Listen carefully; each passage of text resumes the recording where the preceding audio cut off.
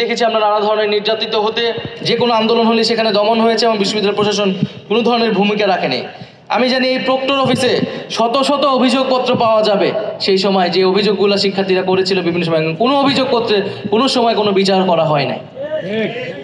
আমি নিজে এই ঢাকা বিশ্ববিদ্যালয়ের উপাচার্যের বাসার সামনে আমাকে নির্মমভাবে আক্রমণ করা হয়েছিল 2019 সালের ডিসেম্বর মাসে, যখন আমরা এনআরসিসি নিয়ে একটি প্রোগ্রাম করেছিলাম এবং সেই প্রোগ্রামে মুক্তিযুদ্ধ মঞ্চ নামক একটা ফ্যাসিস্ট সংগঠন আমাদেরকে আক্রমণ করেছিল।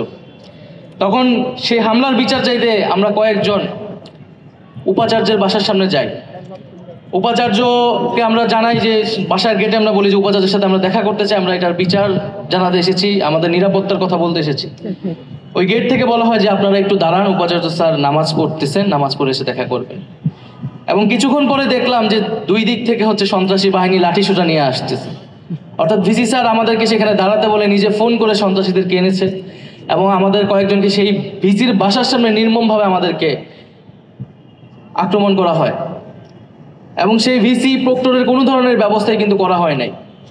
ফলে আমি বর্তমান প্রশাসনকে অনুরোধ করব, আহ্বান জানাবো যে এই যে যারা এই আক্রমণগুলোকে, যারা এই নির্যাতনগুলোকে সবসময় প্রশ্রয় দিয়ে গিয়েছে, আপনারা তার সঠিক তদন্ত করুন এবং তার বিচার করুন, যাতে ভবিষ্যতে কোনো বিশ্ববিদ্যালয় প্রশাসন শিক্ষার্থীদের বিরুদ্ধে দাঁড়ানোর কোন ধরনের সাহস কখনো না পায়।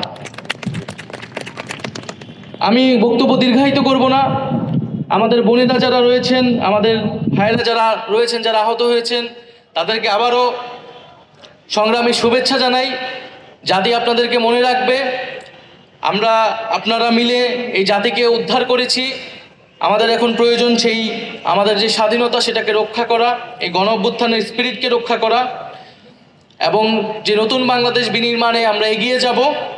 আমি আরেকটি কথা বলে শেষ করব যে আমরা মনে করি যে অভ্যুত্থান আমাদের শেষ হয়নি।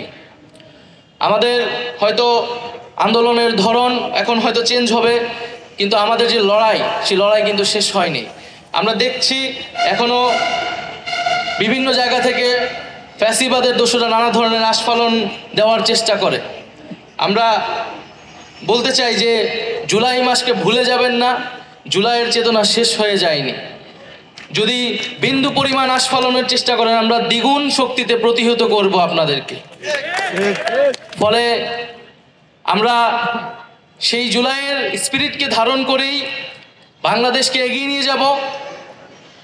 আমরা অন্তর্বর্তী সরকার রয়েছে, আমরা আইনের ভিত্তিতেই বিচার নিশ্চিত করতে চাচ্ছি। আইনের ভিত্তিতেই আমরা আওয়ামী লীগকে দল হিসেবে কাঠগড়ায় দাঁড়া করাবো এবং আমরা বলেছি যে আওয়ামী লীগ এবং ছাত্রলীগ এই মতাদর্শ এবং এই নামে বাংলাদেশের রাজনীতি করতে পারবে না।